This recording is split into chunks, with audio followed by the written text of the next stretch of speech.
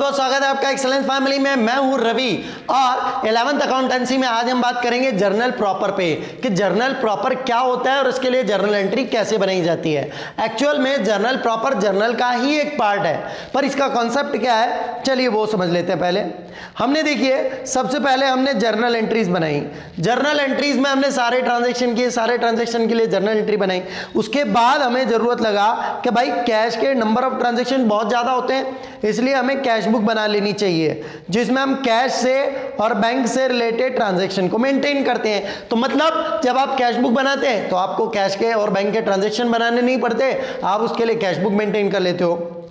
इसके बाद हमें जरूरत लगी तो हमने परचेज बुक बनाई। परचेज बुक में हमने सारे परचेज ट्रांजैक्शन लिखे, लेकिन कौन से?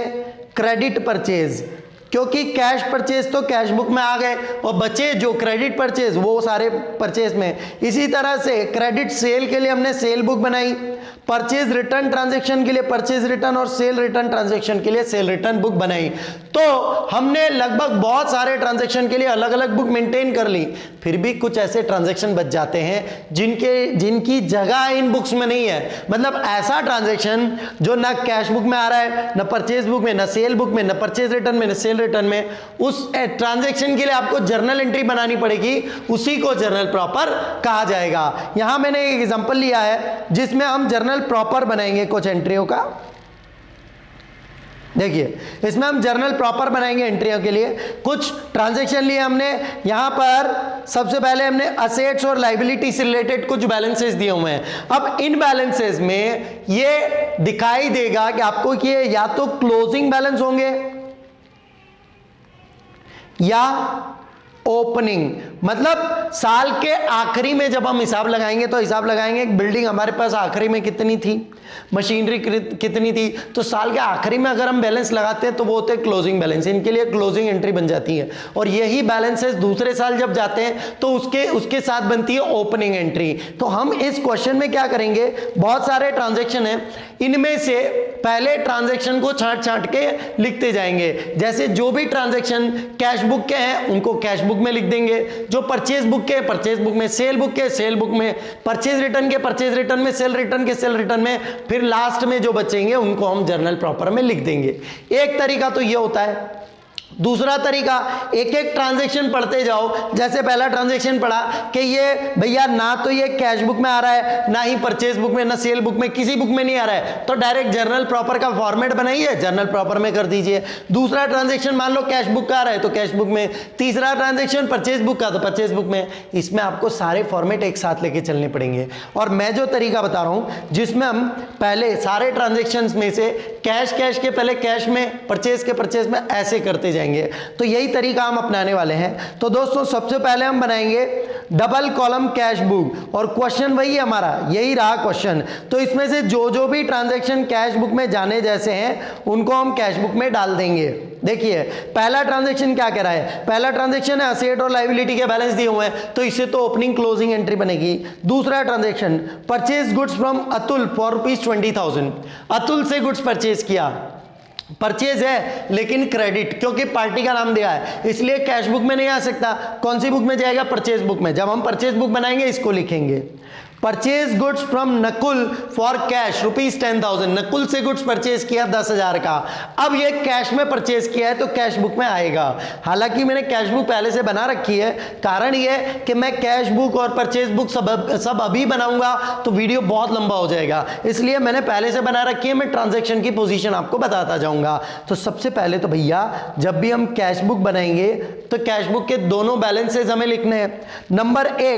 नंबर एक आप इसमें दिखाएंगे ये opening balance, to balance brought down के नाम से हमने लिखा। कैश का बैलेंस, ये जो आपको कैश इन हैंड दिया है, ये कैश इन हैंड दिया आपको, ये टू बैलेंस में आ गया। और जो कैश एट बैंक दिया है 5,000, कैश एट बैंक आ गया आपका बैंक कॉलम में। तो कैश कॉलम में cash in hand, bank column में cash at bank, to balance brought down के नाम से हमने सबसे पहले लिख दिया। उसके बाद कैश ट्रांजैक्शन हमारे पास जनवरी 2 का था। जनवरी 2 का क्या है? Purchase goods from Nakul. इसके लिए हमें एंट्री क्या बनानी पड़ेगी, मतलब कैश बुक में क्या लिखेंगे हम? जनवरी 2 बाय परचेज, और कैश में परचेज किया है, चेक तो दिया नहीं है, इसलिए 5000 कैश कॉलम में हमने लिख दिया। तो ये कैश कॉलम में आपको बाय परचेज और 5000 कैश कॉलम में नजर आएगा। उसके बाद sold goods to Dheeraj for ₹12,000, goods sale किया धीरज को। देखो कैश में तो सेल नहीं है क्योंकि पार्टी का नाम लिखा है, सेल्स बुक में चला जाएगा। Salary paid 2000 by cheque, 2000 salary pay की चेक से, बिल्कुल कैश बुक का आइटम है। किस तारीख को? जनवरी 5, ये जनवरी 5 बाय सैलरी और चेक से दी है इसलिए बैंक कॉलम में। Then purchase furniture from Kartik, furniture purchase किया, परचेज बुक में नहीं जा सकता क्योंकि फर्नीचर परचेज है। दूसरा कैश बुक में नहीं आ सकता कारण क्रेडिट परचेज है, इसलिए ना कैश बुक में आएगा ना परचेज बुक में, ये जर्नल प्रॉपर में जाएगा। Return goods to Atul, return किया, अतुल से हमने गुड्स परचेज किया था, उसको रिटर्न किया, तो ये कौन सा रिटर्न हो गया? ये परचेज रिटर्न हो गया। धीरज रिटर्न गुड्स फॉर ₹2000, धीरज ने रिटर्न किया, हमने धीरज को सेल किया था, धीरज ने रिटर्न किया, ये सेल रिटर्न का ट्रांजेक्शन है। Paid to Atul 2% discount in full settlement of his account, Atul को पे किया 2% डिस्काउंट के साथ और उसका सेटलमेंट हो गया। अब पहले तो ये देखिए अतुल को पैसा देना कितना था। अतुल से आपने गुड्स परचेज किया था 20,000 का, उसमें से आपने गुड्स रिटर्न कर दिया था अतुल को, रिटर्न गुड्स टू अतुल कितना? 1/4, 20,000 का 1/4 अपन ने माइनस किया, 5,000 होता है 1/4। कितना देना था? 15,000 देना था, लेकिन 2% डिस्काउंट पे, तो 15,000 का 2% आप डिस्काउंट निकालेंगे 300 होता है। मतलब कैश कितना पे किया? 15,000 माइनस 300, कैश पे किया आपने 14,700। तो अगर मैं इसकी जर्नल बनाता हूं तो क्या होती है दोस्तों? बहुत इंपॉर्टेंट ट्रांजैक्शन है, देखिए। अगर मैं इसकी जर्नल एंट्री बनाता, कैश बुक मेंटेन नहीं करता, तो मैं एंट्री करता है इसकी Atul debit to cash account to discount received. Atul को पेमेंट करना था 15,000, लेकिन कैश कितनी दे रहे हैं हम? 14,700 और डिस्काउंट कितना होता? 300। तो हम भैया इसके लिए तो एंट्री बना रहे हैं, किसके लिए? इस 14,700 के लिए तो एंट्री बना रहे हैं, लेकिन इस 300 के लिए नहीं बना रहे हैं। तो ये 14,300 तो कैश बुक में चला जाएगा, ये चला जाएगा बाय अतुल, ये बाय अतुल के नाम से चला गया 14,700। और डिस्काउंट एक नॉन कैश आइटम है। तो अब देखिए एंट्री क्या बची? एंट्री बची है हमारी Atul debit to discount received 300। इस 15 में से, इस 15,000 में से 14,700 तो यहाँ गया, अब बचा यहाँ 300, वो कहा उसकी एक जर्नल प्रॉपर में एंट्री बन जाएगी अतुल टू डिस्काउंट रिसीव्ड। इस तरह से आगे बढ़ते हैं। Received from Dheeraj at 5% discount, Dheeraj से रिसीव हुआ 5% डिस्काउंट के साथ। ये भी उसी प्रकार से जैसे हमने अतुल का सेटलमेंट किया। ये देखिए धीरज को हमने सेल किया था गुड्स 12,000 का, 12,000 के गुड्स में से हमने उसको रिटर्न कर दिया था 2,000 का, बचा कितना?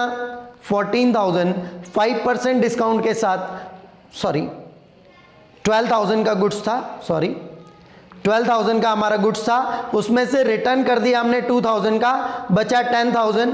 इसको 5% डिस्काउंट मींस 500 रुपए डिस्काउंट के साथ रिसीव कर लिया। तो अब 10,000 लेने थे धीरज से, लेकिन 5% तो डिस्काउंट कट गया, तो कैश कितना आया? 9,500। तो कैश बुक में आना कितना चाहिए? टू धीरज जनवरी 10 आना चाहिए, 9,500 आ गया। डिस्काउंट के लिए आपको अलग से जर्नल बनानी पड़ेगी। अच्छा, इसकी जर्नल में एंट्री हम बनाते तो क्या बनती? Cash account debit discount account debit to Dheeraj, Dheeraj से लेने थे 10,000, जिसमें से 500 डिस्काउंट में 9,500 चले जाएंगे कैश में। तो अब ये जो 500 डिस्काउंट का बचा, इसकी एक एंट्री डिस्काउंट की बन जाएगी, डिस्काउंट अलाउड टू धीरज 500, क्योंकि ये डिस्काउंट की एंट्री ना तो कैश बुक में नहीं जाएगी ना परचेज बुक में, किसी बुक में नहीं जाएगी। तो ये हो गया। इसके बाद आपके पास ट्रांजैक्शन है डोनेटेड गुड्स, गुड्स डोनेट किया, कैश का कोई काम नहीं है। सैलरी आउटस्टैंडिंग, सैलरी दी ही नहीं है, कैश का काम नहीं।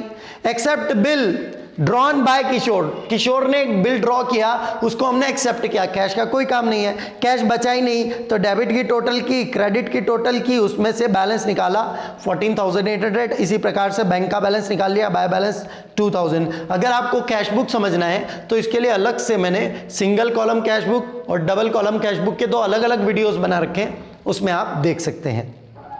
अब हम परचेज बुक बनाएंगे सेम क्वेश्चन से। अब इसमें से परचेज के ट्रांजैक्शन छांट के हम परचेज बुक में लिखेंगे। अभी हमने पूरा क्वेश्चन पढ़ा दोस्तों, ये ओपनिंग एंट्री है, ये परचेज की एंट्री है, परचेज गुड्स फ्रॉम अतुल जनवरी 1 की, तो ये रहा हमारा जनवरी 1 अतुल 20,000 डिटेल अमाउंट 20,000 परचेज में। अगर इसमें ट्रेड डिस्काउंट होता है तो हम लेस कर देंगे ट्रेड डिस्काउंट, और जीएसटी लगता है तो जीएसटी लग जाएगा।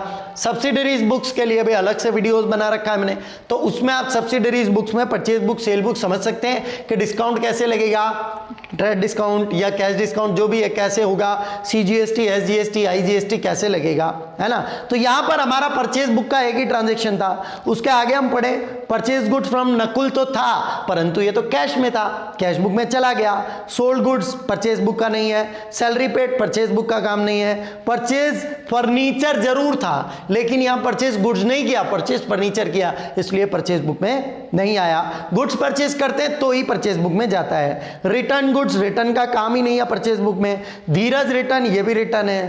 पेड टू अतुल परचेज का काम नहीं है, बाकी किसी ट्रांजेक्शन में परचेज नहीं है। अगर हम सेल्स की बात करें, सेल्स बुक, तो इन्हीं ट्रांजैक्शन में से सेल के ट्रांजैक्शन छांट लो, तो सेल के आपको ट्रांजैक्शन मिलेंगे, ये मिलेगा सोल्ड गुड्स टू धीरज, तो धीरज को 4 जनवरी को हमने सेल किया, धीरज 12,000 का। इसमें ट्रेड डिस्काउंट सीजीएसटी जीएसटी होता है तो आप लगा सकते हैं, बाकी कोई दिक्कत नहीं है। उसके अलावा हमारे पास सेल का कोई ट्रांजैक्शन नहीं था। देन हम बनाएंगे परचेज रिटर्न, तो अगर हम शुरुआत से देखें, ओपनिंग एंट्री, परचेज की एंट्री, परचेज गुड्स कैश की एंट्री थी, सोल्ड गुड्स सेल बुक की entry, salary paid cash book की एंट्री थी, परचेज फर्नीचर तो है लेकिन ये रिटर्न तो है नहीं। Return goods to Atul, Atul को रिटर्न किया तो ये परचेज रिटर्न है, इसलिए हमने जनवरी 8 अतुल लिखा और परचेज रिटर्न कर दिया, जैसे परचेज बुक सेल बुक बनाते हैं उसी तरह sales return. Dheeraj return goods, तो ये ट्रांजैक्शन सेल्स रिटर्न बुक का था, हमने सेल रिटर्न बुक में लिख दिया। उसके अलावा रिटर्न का ट्रांजैक्शन नहीं है। अगर रिटर्न के ट्रांजैक्शन हो तो फिर आपको छांट के लिखने पड़ेंगे। अब हमारा काम आ जाता है जर्नल प्रॉपर का, क्योंकि हमने परचेज बुक बना ली, सेल बुक बना ली, परचेज रिटर्न, सेल रिटर्न और कैश बुक बना ली। अब जो भी ट्रांजैक्शन बचेंगे उनके लिए जर्नल एंट्री हम बनाएंगे। फर्स्ट एंट्री, जनवरी 1 को अगर आप बैलेंस दिए, आपको बैलेंस दिए हुए हैं असेट और लाइबिलिटी के, इसका मतलब इसकी ओपनिंग एंट्री बनेगी। क्लोजिंग पे दिया होता, जैसे आपको बैलेंस दिया होता 31 ऑफ मार्च या 31 ऑफ दिसंबर, मतलब क्लोजिंग द ईयर, तो इसकी क्लोजिंग एंट्री बनती। ओपनिंग एंट्री कैसे बनती है, देखिए ये हमारी एक इक्वेशन पे काम कर रहा है। कौन सी इक्वेशन, हमारी इक्वेशन है असेट बराबर लाइबिलिटी प्लस कैपिटल, उसी पे काम कर रही है एंट्री। सारी असेट्स के बैलेंस डेबिट बैलेंस होते हैं दोस्तों, क्यों, क्योंकि जब भी असेट आती है डेबिट होती है, जाती है क्रेडिट। अभी हमारे पास है इसलिए इनके बैलेंसेस डेबिट। तो जब भी आपको ओपनिंग एंट्री बनानी हो तो सबसे पहले तो आप ये करें कि सारी असेट्स को डेबिट कर दें। लैंड एंड बिल्डिंग था आपके पास, मशीनरी था, फर्नीचर था, डेटर था, cash in and cash at bank, तो हमने land and building, machine, debtor, cash in and cash at bank सबको डेबिट कर दिया। ये अमाउंट डेबिट में लिख दिया जर्नल एंट्री में। उसके बाद लाइबिलिटीज को आप क्रेडिट में लिख दीजिए। ये लाइबिलिटीज थी क्रेडिटर और बिल्स पेबल, क्रेडिटर और बिल्स पेबल। अब आप देखेंगे कि टोटल ऑफ डेबिट क्रेडिट से कहीं ज्यादा है, और जितना ज्यादा है वो सब वेरिएशन, वो डिफरेंस जो रहेगा वो रहेगा कैपिटल का। तो ये आपकी इक्वेशन भी पूरी हो गई। Asset equals to liability plus capital, ये आपकी इक्वेशन पूरी हो जाती है। यहाँ तो ये एंट्री बन जाएगी ओपनिंग एंट्री, इसका किसी बुक में काम नहीं है। देन आप देखते जाइए कि हमने purchase goods from Atul purchase book में लिख दी, purchase goods from Nakul for cash purchase book में कैश बुक में लिख दी क्योंकि कैश परचेज था। Sold goods to Dheeraj sale book में आ गया, सैलरी पेड कैश बुक में आ गया, purchase furniture from Kartik, Kartik से फर्नीचर परचेज किया। मैंने कहा ये गुड्स का परचेज नहीं है, फर्नीचर का परचेज है, इसलिए फर्नीचर डेबिट होगा। परंतु ये कैश में भी तो नहीं है जो कैश बुक में लिख दें, इसलिए इसकी एंट्री ही बनेगी furniture account debit to Kartik 7,000 जनवरी 6, तो इसकी एंट्री बन जाएगी। मतलब जो किसी बुक में नहीं जा रहा है उसकी जर्नल बना देना, journal proper. Return goods to Atul, return में चला गया purchase return. Dheeraj return goods sale return में चला गया। पेड टू अतुल 2% डिस्काउंट के साथ, इसके लिए मैंने एक एंट्री बनाई थी। ये अतुल को हमने डेबिट किया, ये अतुल को डेबिट किया और कैश को क्रेडिट किया था। जितने अमाउंट से कैश को क्रेडिट किया था उतने अमाउंट से तो हम अतुल को यहां लिख चुके हैं, ये बाय अतुल 14,700। अब जो डिस्काउंट बचा है, डिस्काउंट के लिए ना तो cash book, purchase book, cell book, purchase return, cell return किसी में जगह नहीं है। इसके लिए डिस्काउंट की अलग से एंट्री बनानी पड़ेगी, अतुल टू डिस्काउंट रिसीव्ड। इसलिए हमने इसके लिए अलग से एंट्री बनाई, Atul debit to discount received. Okay, क्योंकि इसमें कैश का पेमेंट तो पहले हो गया। इसके बाद उसी तरह रिसीव फ्रॉम धीरज, धीरज से डिस्काउंट के साथ अमाउंट मिला था, तो उसकी एंट्री अगर मैं एंट्री बनाता पूरे की, तो cash debit discount debit to Dheeraj, Dheeraj से 10,000 लेना था, जिसमें से 500 डिस्काउंट था, 9,500 कैश में मिला था, तो इसके लिए तो हमने कैश बुक में पहुंचा दिया था टू धीरज, पर इसकी तो एंट्री किसी बुक में नहीं हो पाई, इसलिए आपको अलग से एंट्री बनानी पड़ेगी, discount allowed to Dheeraj 500। Then donated goods, goods जब आप डोनेट करते हो तो आपका गुड्स जा रहा है, इसलिए परचेज क्रेडिट हो गया, पर परचेज बुक में नहीं आएगा, क्योंकि वो परचेज जब करते हैं गुड्स तभी लिखते हैं। यहां परचेज क्रेडिट हो रहा है, आपने माल खरीदा नहीं, आपका गुड्स जा रहा है। चैरिटी, चैरिटी डेबिट हुआ क्योंकि एक्सपेंस है, तो किसी बुक का काम नहीं है। और अगर आपको ये दिक्कत है कि परचेज क्रेडिट क्यों हुआ, तो मैंने जर्नल एंट्रीज के जो पार्ट बनाए हुए हैं उसमें स्पेशल एंट्रीज करके भी एक पार्ट बनाया हुआ है, उसमें मैंने ये बहुत अच्छे से समझाया है कि परचेज क्रेडिट कब होता है और क्यों होता है। तो चैरिटी टू परचेज किसी बुक में काम नहीं था। सैलरी आउटस्टैंडिंग, इसकी एंट्री सैलरी टू आउटस्टैंडिंग किसी बुक का काम नहीं। Accept bill drawn by Kartik, sorry Kishore, Kishore ने बिल ड्रॉ किया और हमने एक्सेप्ट किया, है ना। इसका मतलब यहां bill receivable, sorry bills payable create हो रहा है, मतलब हमारे ऊपर लाइबिलिटी है। ये हम जब बिल्स पेएबल का, बिल रिसीवेबल का चैप्टर पढ़ेंगे उसके वीडियो में आपको बताऊंगा मैं कि बिल रिसीवेबल कब बनता है, बिल पेएबल कब बनता है। शॉर्ट में आपको बता दूं, मैं शॉर्ट में यहां बता सकता हूं, जैसे ये हम हैं और ये किशोर है, किशोर से हमने गुड्स परचेज किया 5,000 रुपए का। ओके, अब किशोर हमें बिल बना के देगा, हम उसको पैसा देंगे। हमने कहा भाई किशोर मैं आपको पैसा 3 महीने के बाद दूंगा, है ना, तो ये कमिटमेंट कर रहा हूं। तो किशोर एक बिल बनाएगा माल का, जिस पे लिखेगा कि भाई आप मुझे 3 महीने के बाद पैसा दोगे। तो ये ड्रॉ उसने किया और इस बिल को एक्सेप्ट हमने साइन करके किया। 3 महीने के बाद हमको उसे पैसा देना है, तो ये बिल हमारे लिए बिल्स पेएबल है क्योंकि पे करना है, इसलिए एंट्री क्या बनी, किशोर हमारा क्रेडिटर जो था वो किस में कन्वर्ट हो गया, बिल्स पेएबल में 5,000। तो ये किसी बुक का काम नहीं था, इसलिए इसकी जर्नल एंट्री बन गई। तो दोस्तों इस तरह से हम जर्नल प्रॉपर बना सकते हैं। सारे ट्रांजैक्शन में से पहले कैश बुक के कैश बुक में, परचेज के परचेज में, सेल के सेल में, परचेज रिटर्न में, सेल रिटर्न में, और जो ट्रांजैक्शन बचे उनके लिए आप जर्नल एंट्री बना लीजिए या परचेज बुक। तो उम्मीद करता हूं कि वीडियो आपको पसंद आया होगा।